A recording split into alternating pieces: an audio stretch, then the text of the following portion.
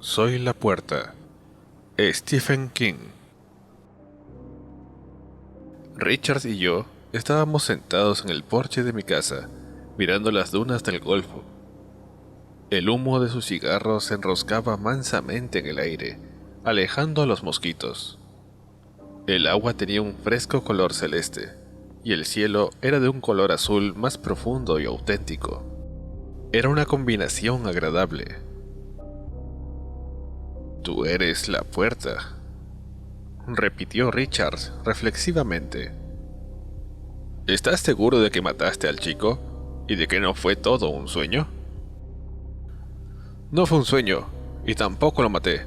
Ya te lo he explicado, ellos lo hicieron. Yo soy la puerta». Richard suspiró. «¿Lo enterraste?» «Sí». «¿Recuerdas dónde?» «Sí». Hurgué en el bolsillo de la pechera y extraje un cigarrillo. Mis manos estaban torpes con sus vendajes. Me escocían espantosamente. «Si quieres verla, tendrás que traer el buggy de las dunas. No podrás empujar esto», señalé mis sillas de ruedas, «por la arena». El buggy de Richard era un Volkswagen de 1959, con neumáticos grandes como cojines. Lo usaba para recoger los maderos que traía la marea. Desde que había dejado su actividad de agente inmobiliario en Maryland, vivía en Cape Caroline y confeccionaba esculturas con los maderos de la playa, que luego vendía a los turistas de invierno a precios desorbitados. Le dio una chupada a su cigarro y miró al Golfo. «Aún no. ¿Quieres volver a contarme la historia?» Suspiré y traté de encender mi cigarrillo.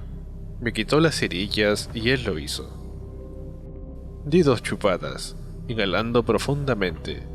El prurito de mis dedos era enloquecedor. «Está bien», asentí. «Anoche a las 7 estaba aquí afuera, contemplando el Golfo y fumando, igual que ahora y...» «Remóntate más atrás», me exhortó. «¿Más atrás?» «Háblame del vuelo». Sacudí la cabeza. «Richard, ya lo hemos repasado una y otra vez. No hay nada». Su rostro arrugado y fisurado era tan enigmático como una de sus esculturas de madera pulida por el océano. «Es posible que recuerdes», dijo. «Es posible que ahora recuerdes». «¿Te parece?» «Quizás sí. Y cuando hayas terminado, podremos ir a buscar la tumba». «La tumba», repetí. La palabra tenía un acento hueco, atroz, más tenebroso que todo lo demás. Más tenebroso aún que aquel tétrico océano por donde Cory y yo habíamos navegado hacía 5 años. Tenebroso, tenebroso, tenebroso. Bajo las vendas, mis nuevos ojos escrutaron ciegamente la oscuridad que las vendas le imponían. Escocían.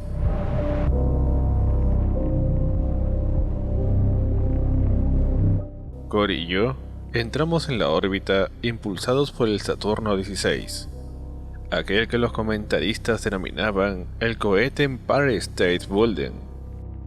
Era una mole, sí señor. Comparado con él, el viejo Saturno 1B parecía un juguete. Y para evitar que arrastrase consigo la mitad del cabo Kennedy, había que lanzarlo desde un silo de 70 metros de profundidad. Sobrevolamos la Tierra, verificando todos nuestros sistemas, y después nos disparamos, rumbo a Venus. El Senado quedó atrás, debatiendo un proyecto de ley sobre nuevos presupuestos para la exploración del espacio profundo, mientras la camarilla de la NASA rogaba que descubriéramos algo, cualquier cosa. «No importa qué», solía decir Don Lovinger, el niño prodigio del proyecto Zeus, cada vez que tomaba una copa de más. Tenéis todos los artefactos, más 5 cámaras de TV recondicionadas, y un primoroso telescopio con 1 trillón de lentes y filtros. Encontrad oro o platino. Mejor aún, encontrad unos bonitos y estúpidos hombrecillos azules, para que podamos estudiarlos y explotarlos y sentirnos superiores a ellos. Cualquier cosa. Para empezar, nos conformaríamos con el fantasma de Blancanieves. Cory y yo estábamos ansiosos por complacerle, a poco que fuera posible. El programa de exploración del espacio profundo había sido siempre un fracaso. Desde Borman, Anders y Lovell, que había entrado en órbita alrededor de la Luna en 1968, y había encontrado un mundo vacío, hostil, semejante a una playa sucia, hasta Markan y Jax, que se posaron en Marte 15 años más tarde y encontraron un páramo de arena helada y unos pocos líquenes maltrechos. El programa había sido un fiasco costoso. Y había habido bajas, Pedersen y Lederer, que girarían eternamente alrededor del Sol, porque todo había fallado en el penúltimo vuelo Apolo. John Davis, cuyo pequeño observatorio en órbita había sido perforado por un meteorito, a pesar de que solo existía una posibilidad entre 1000 de que se produjera semejante accidente. No, el programa espacial no prosperaba. Tal como estaban las cosas, el vuelo orbital alrededor de Venus sería nuestra última oportunidad de cantar victoria. Fue un viaje de 16 días. Comimos un montón de concentrados, jugamos muchas partidas de naipes y nos contagiamos mutuamente un resfriado. Y desde el punto de vista técnico, fue un paseo. Al tercer día, perdimos un transformador de humedad atmosférica. Recurrimos al dispositivo auxiliar, y eso fue todo, con excepción de algunas nimiedades hasta el regreso.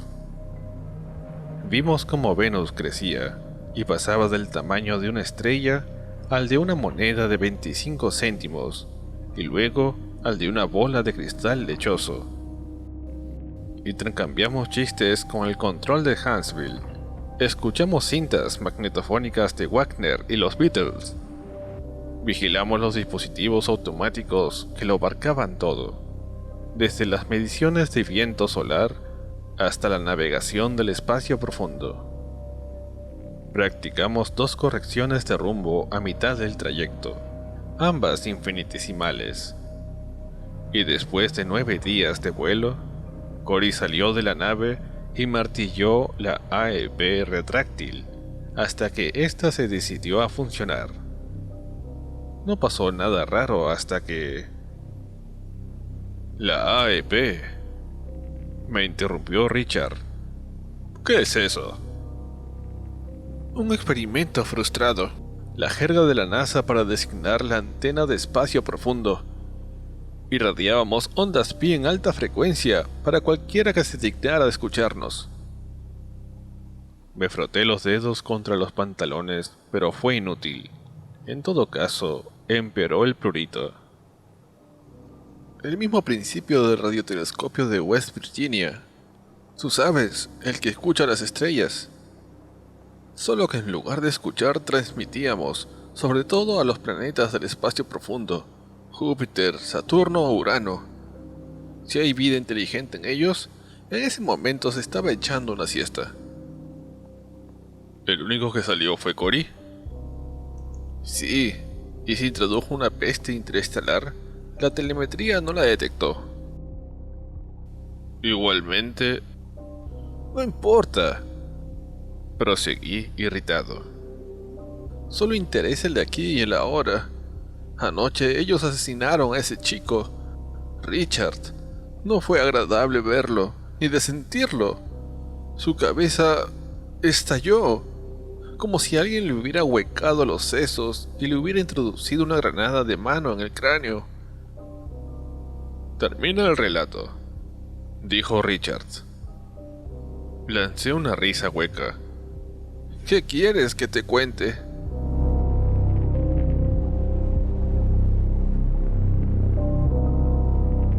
Entramos en una órbita excéntrica alrededor del planeta, una órbita radical, declinante, de 90 por 115 kilómetros.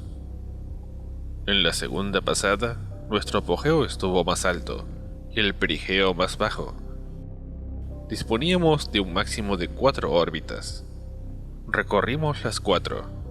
Le echamos una buena mirada al planeta. Más de 600 fotos, y Dios sabe cuántos metros de película. La capa de nubes está formada en partes iguales por metano, amoníaco, polvo y mierda voladora. Todo el planeta se parece al Gran Cañón, en un túnel de viento. Cory calculó que el viento soplaba a unos 900 kilómetros por hora cerca de la superficie. Nuestra sonda transmitió durante todo el descenso y después se apagó con un gemido. No vimos vegetación ni rastros de vida. El espectroscopio solo detectó vestigios de minerales valiosos. Y eso era Venus. Nada de nada, con una sola salvedad. Me asustó. Era como girar alrededor de una casa embrujada en medio del espacio. Sé que esta no es una definición muy científica, pero viví sobrecogido por el miedo hasta que nos alejamos de allí. Creo que si se nos hubiera parado los cohetes, me habría degollado en medio de la caída. No es como la luna. La luna es desolada, pero relativamente antiséptica. El mundo que vimos era totalmente distinto de cuantos se habían visto antes. Quizás sea suerte de que esté cubierto por el manto de nubes. Parecía una calavera descarnada. Esta es la única analogía que se me ocurre. Durante el vuelo de regreso, nos enteramos de que el Senado había resuelto reducir a la mitad el presupuesto para la exploración espacial. Cory dijo algo así, como parece que volvemos a la época de los satélites meteorológicos ARTI. Pero yo estaba casi contento. Quizá el espacio no es un buen lugar para nosotros. 12 días más tarde, Cory estaba muerto, y yo había quedado lisiado para toda la vida. Todas las desgracias nos ocurrieron durante el descenso. Falló el paracaídas. ¿Qué te parece esta ironía? Habíamos pasado más de un mes en el espacio. Habíamos llegado más lejos que cualquier otro ser humano. Y todo terminó mal, porque un tipo con prisa, por tomarse un descanso, dejó que se enredaran unos cordeles. La caída fue violenta. Un tripulante de uno de los helicópteros dijo que nos precipitamos del cielo como un bebé gigantesco, con la placenta flameando atrás. Cuando nos estrellamos, me desvanecí. Recuperé el aliento mientras me transportaban por la cubierta de Portland. Ni siquiera habían tenido tiempo de enrollar la alfombra roja que teóricamente deberíamos haber recorrido. Yo sangraba y me llevaban a la enfermería sobre la alfombra roja, que no estaba ni remotamente tan roja como yo. Pasé 2 años en el hospital Bethesda. Me dieron la medalla de honor y una fortuna y esta silla de ruedas. Al año siguiente, vine aquí. Me gusta ver cómo despegan los cohetes. Lo sé. Richard hizo una pausa. Muéstrame las manos. No. La respuesta fue inmediata y vehemente. No puedo permitir que ellos vean, te lo he advertido. Han pasado 5 años, dijo Richard. ¿Por qué ahora, Arthur? ¿Me lo puedes explicar? No lo sé. Quizás eso, sea lo que fuere, tiene un largo periodo de gestación. ¿Y quién puede asegurar además que me contaminé en el espacio? Eso, lo que sea, pudo haberse implantado en Fort Lauderdale, o tal vez en el mismo Porsche, qué sé yo. Richard suspiró y contempló el agua, ahora enrojecida por el sol del crepúsculo. Procuro creerte. Arthur, no quiero pensar que estás perdiendo la chaveta. Si es indispensable, te mostraré las manos. Respondí. Me costó un esfuerzo decirlo. Pero solo si es indispensable. Richard se levantó y cogió su bastón.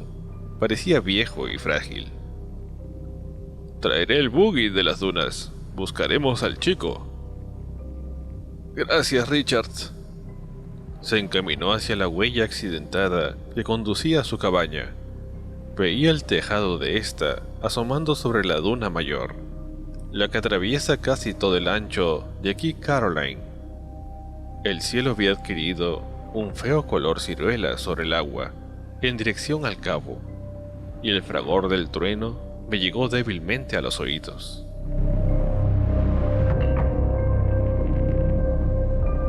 No sabía cómo se llamaba el chico, pero lo veía de vez en cuando caminando por la playa al ponerse el sol, con la criba bajo el brazo. El sol le había bronceado, y estaba moreno, casi negro, y siempre vestía unos vaqueros deshilachados, tijereteados a la altura del muslo. Del otro lado de Key Caroline había una playa pública, y en una jornada propicia, un joven emprendedor puede reunir hasta $5, tamizando pacientemente la arena en busca de monedas enterradas.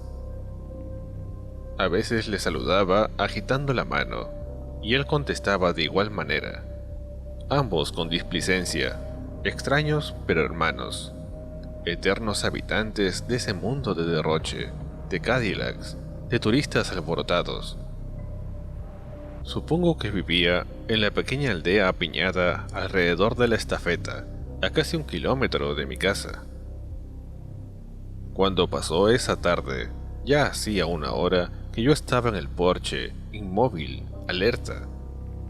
Hacía un rato que me había quitado las vendas. El prurito había sido intolerable y siempre se aliviaba cuando podían ver con sus ojos. Era una sensación que no tenía parangón en el mundo, como si yo fuera un portal entreabierto, a través del cual espiaban un mundo que odiaban y temían. Lo peor era que yo también podía ver, hasta cierto punto. Imaginad que vuestra mente es transportada al cuerpo de una mosca común, una mosca que mira vuestra propia cara con 1 millar de ojos. Entonces quizás empezaréis a entender por qué tenía las manos vendadas, incluso cuando no había nadie cerca, nadie que pudiera verlas. Empezó en Miami. Yo tenía que tratar allí con un hombre llamado Creswell, un investigador del Departamento de Marina. Me controla 1 vez al año, porque durante un tiempo tuvo todo el acceso que es posible tener a los materiales secretos de nuestro programa espacial. No sé qué es exactamente lo que busca. Tal vez un destello taimado en mis ojos, o una letra escarlata en mi frente. Dios sabe por qué.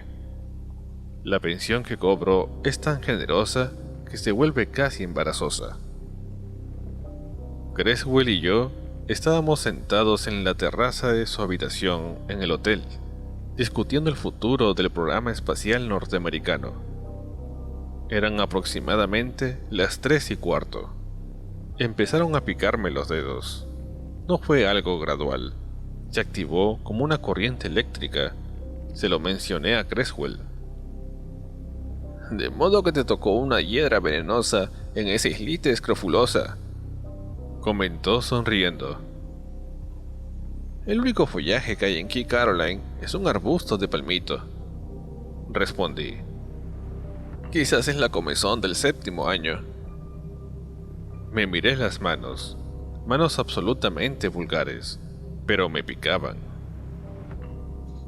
Más tarde, Firmé el mismo viejo documento de siempre. Juro solemnemente que no he recibido, ni revelado, ni divulgado ninguna información susceptible de... Y volví aquí, Caroline. Tengo un antiguo Ford, equipado con freno y acelerador de mano. Lo adoro. Me hace sentirme autosuficiente. El trayecto de regreso es largo por la autopista 1, y cuando salí de la carretera y doblé por la rampa de salida de Key Caroline, ya estaba casi enloquecido. Las manos me escocían espantosamente.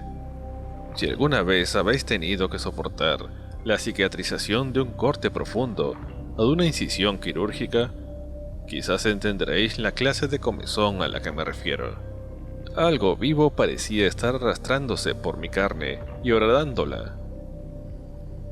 El sol casi se había ocultado y me estudié cuidadosamente las manos bajo el resplandor de las luces del tablero. Ahora, en las puntas de los dedos, había unas pequeñas manchas rojas, perfectamente circulares, un poco por encima de la yema, donde están las impresiones digitales y donde se forman callos cuando uno toca la guitarra. También habían círculos rojos de infección entre la primera y la segunda articulación de cada pulgar y de cada dedo, y en la piel que separaba la segunda articulación del nudillo. Me llevé los dedos de la mano derecha a los labios y los aparté rápidamente con súbita repulsión. Dentro de mi garganta se había formado un nudo de horror algodonoso y asfixiante. Los puntos donde habían aparecido las marcas rojas estaban calientes, afibrados, y la carne estaba blanda y gelatinosa, como la pulpa de una manzana podrida. Durante el resto del trayecto, traté de convencerme de que en verdad había tocado una hiedra venenosa sin darme cuenta, pero en el fondo de mi mente germinaba otra idea chocante. En mi infancia, había tenido una tía que había pasado los últimos 10 años de su vida encerrada en un desván, aislada del mundo.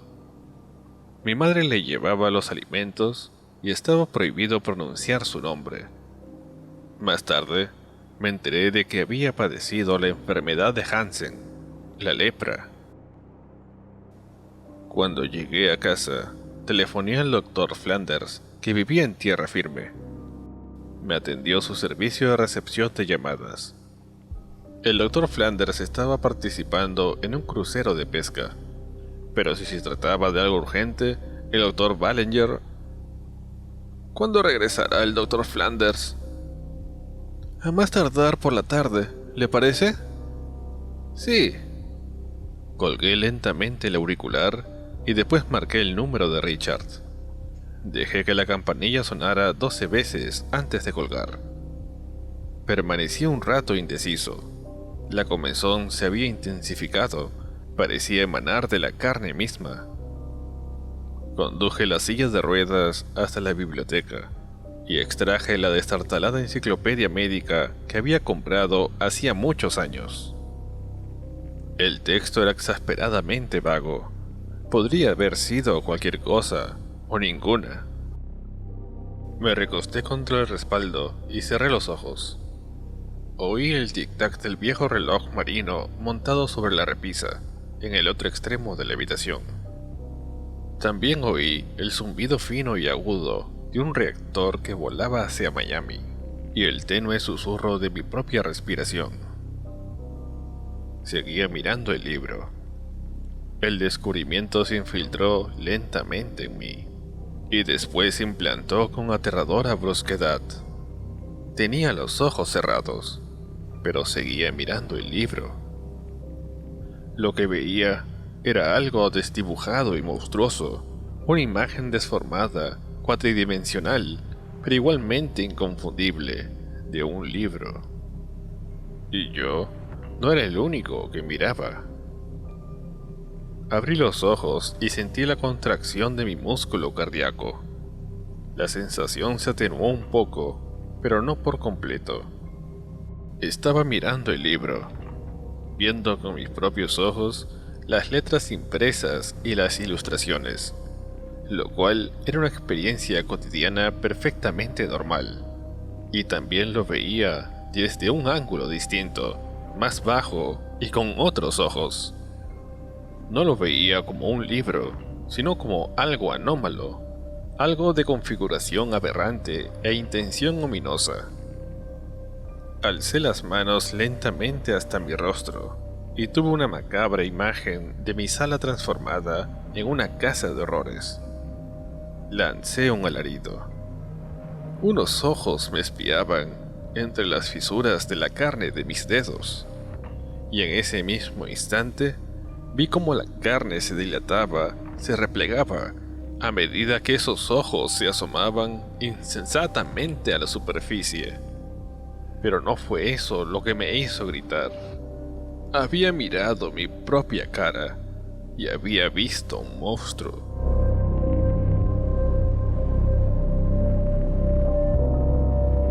El buggy de las dunas bajó por la pendiente de la lona y Richard lo detuvo junto al porche.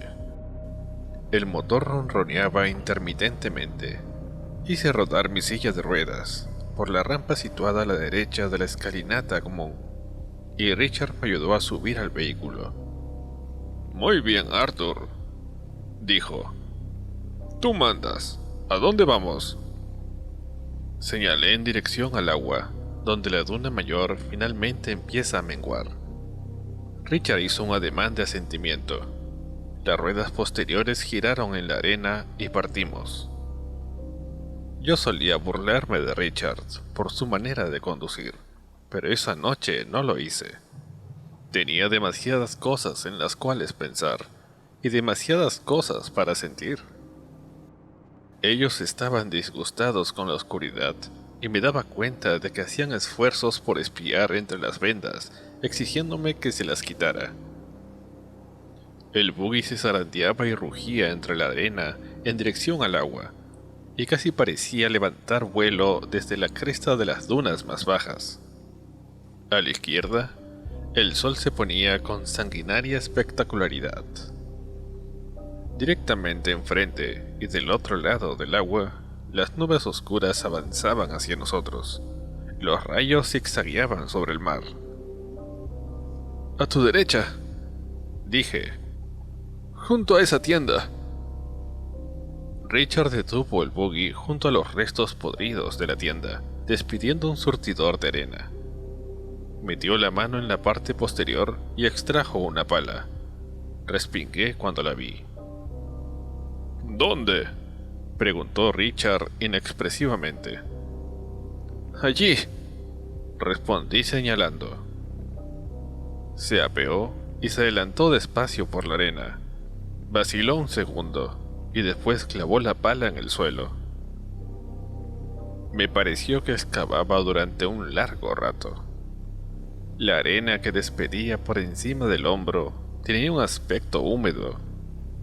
Las nubes eran más negras y estaban más altas, y el agua parecía furiosa e implacable bajo su sombra y en el reflejo rutilante del crepúsculo. Mucho antes de que dejara de excavar, me di cuenta de que no encontraría al chico. Lo habían cambiado de lugar. La noche anterior no me había vendado las manos, de modo que habían podido ver y actuar. Si habían conseguido servirse de mí para matar al chico, también podían haberlo hecho para trasladarlo, incluso mientras dormía. «No hay nada aquí, Arthur», arrojó la pala sucia en la parte posterior del buggy y se dejó caer, cansado, en el asiento.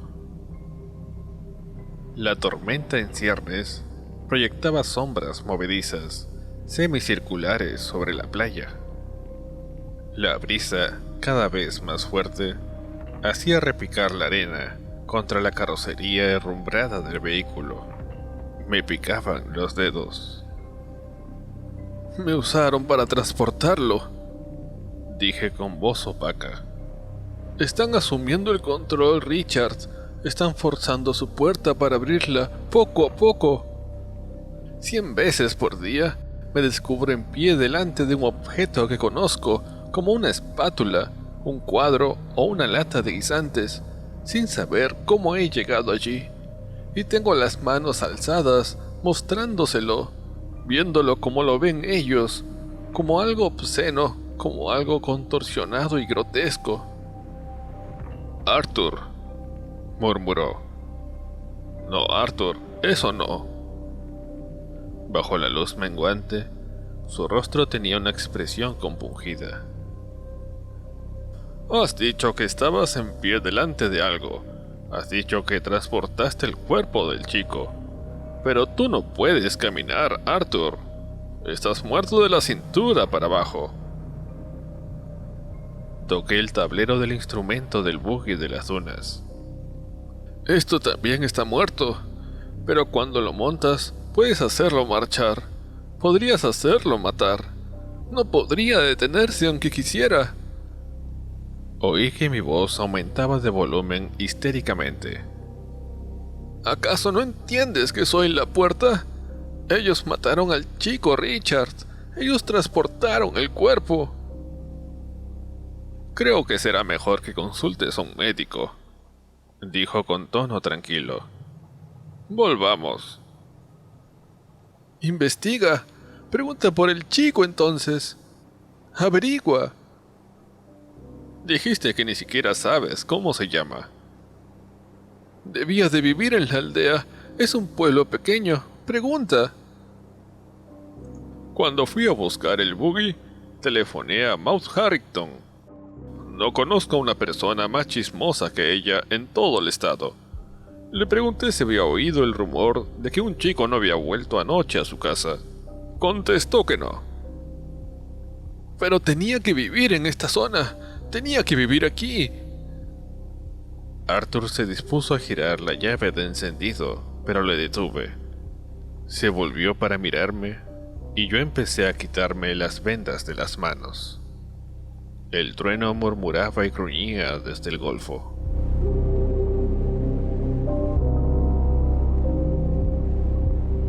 No había vuelto a consultar al médico, ni había vuelto a llamar a Richard.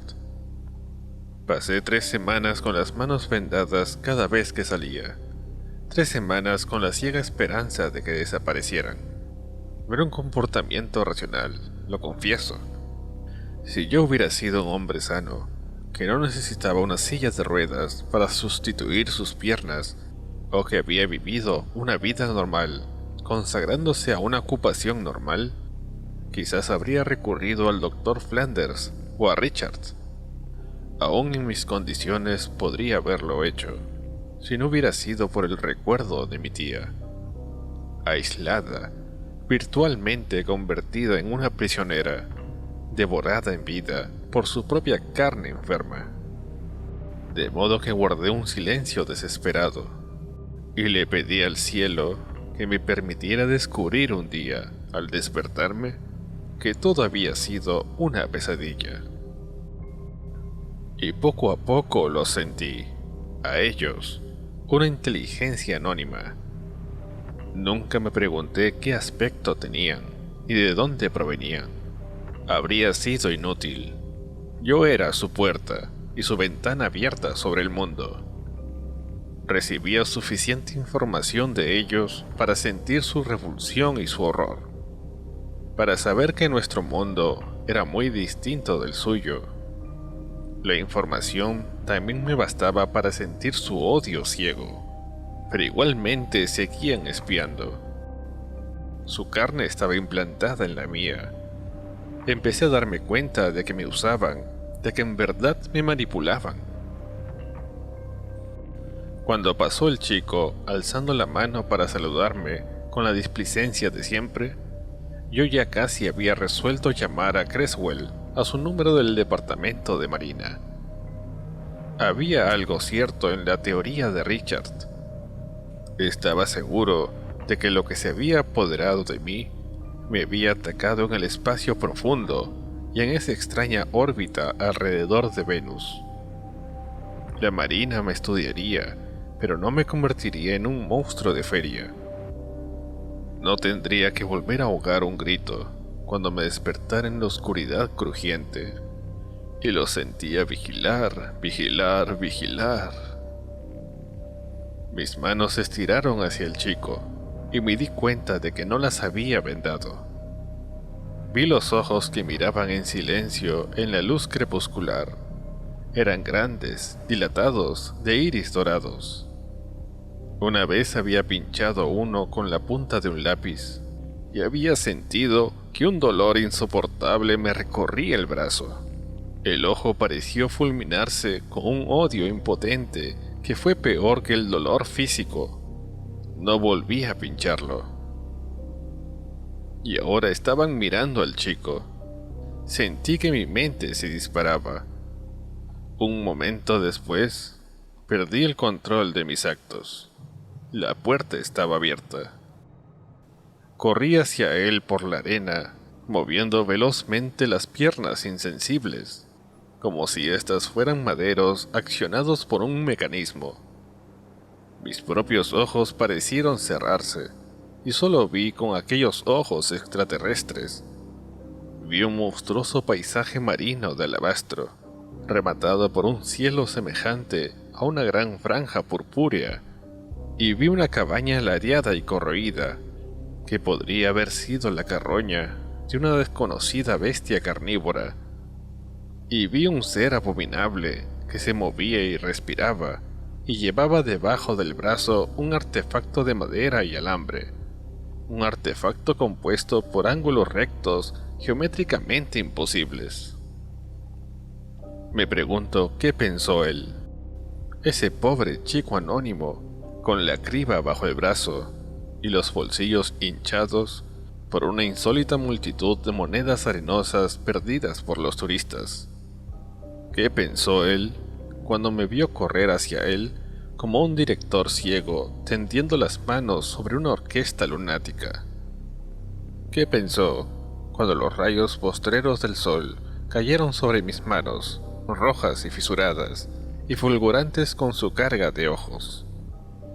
¿Qué pensó cuando las manos batieron súbitamente el aire, un momento antes de que estallara su cabeza? Sé que fue lo que pensé yo. Pensé que había atisbado por encima del borde del universo, y había visto ni más ni menos que los fuegos del infierno.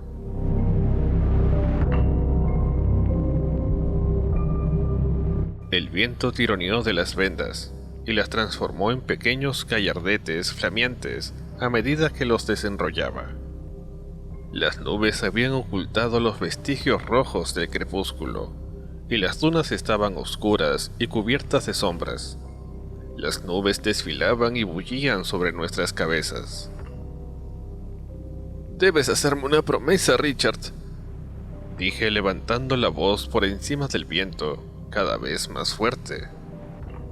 «Si tienes la impresión de que intento hacerte daño, corre, ¿me entiendes?»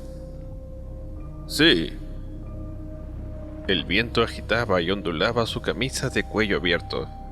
Su rostro permanecía impasible, con los ojos reducidos a poco más que 2 cavidades en la prematura oscuridad.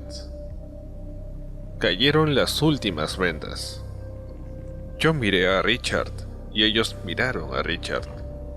Yo vi una cara que conocía desde hacía 5 años y que había aprendido a querer. Ellos vieron un monolito viviente, deforme.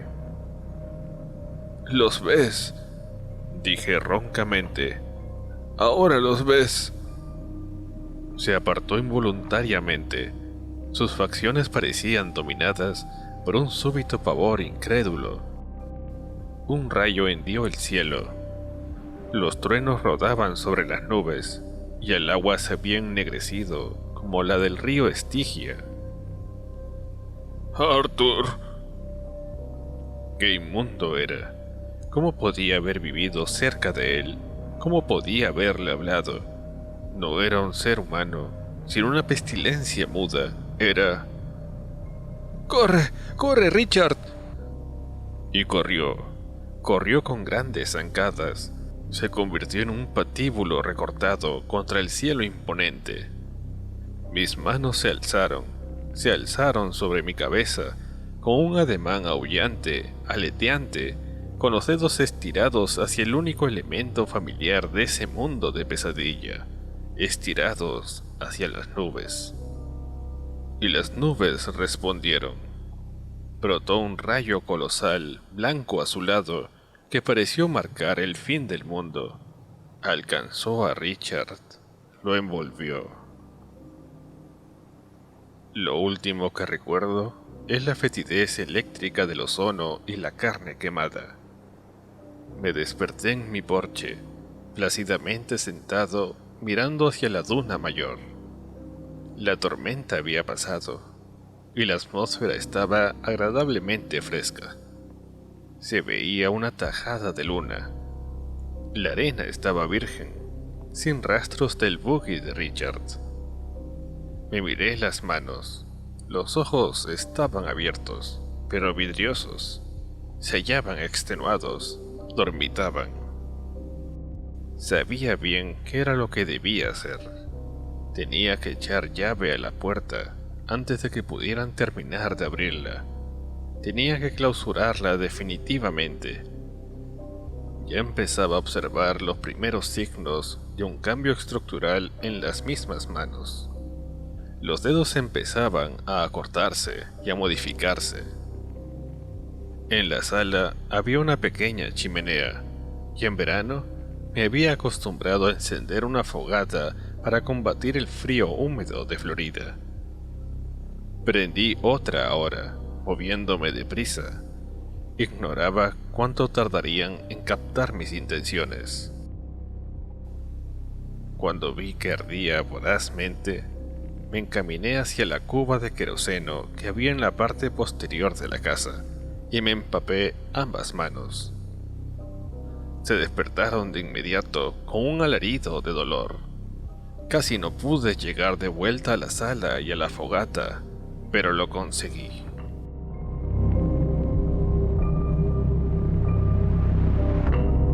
Todo esto sucedió hace 7 años. Aún estoy aquí, contemplando el despegue de los cohetes. Últimamente se han multiplicado. Este es un gobierno que da importancia a la exploración espacial. Incluso se habla de enviar otra serie de sondas tripuladas a Venus. Averigüé el nombre del chico, aunque eso ya no importa. Tal como sospechaba, vivía en la aldea, pero su madre creía que pasaría aquella noche en tierra firme con un amigo, y no dio la alarma hasta el lunes siguiente. En cuanto a Richard, bien, de todos modos la gente opinaba que Richard era un bicho raro. Piensan que tal vez volvió a Maryland o se fugó con una mujer. A mí me toleran, aunque tengo fama de ser excéntrico. Al fin y al cabo, ¿cuántos ex-astronautas le escriben regularmente a los funcionarios electos de Washington para decirles que sería mejor invertir en otra cosa el dinero que se asigna a la exploración espacial? Yo me apaño muy bien con estos garfios. Durante el primer año, los dolores fueron atroces, pero el cuerpo humano se acostumbra a casi todo. Me puedo afeitar, e incluso me ato los cordones de los zapatos. Y como veis, escribo bien a máquina. Creo que no tendré problemas para meterme la escopeta en la boca, ni para apretar el gatillo. Veréis, esto empezó hace 3 semanas. Tengo sobre el pecho un círculo perfecto de 12 ojos dorados.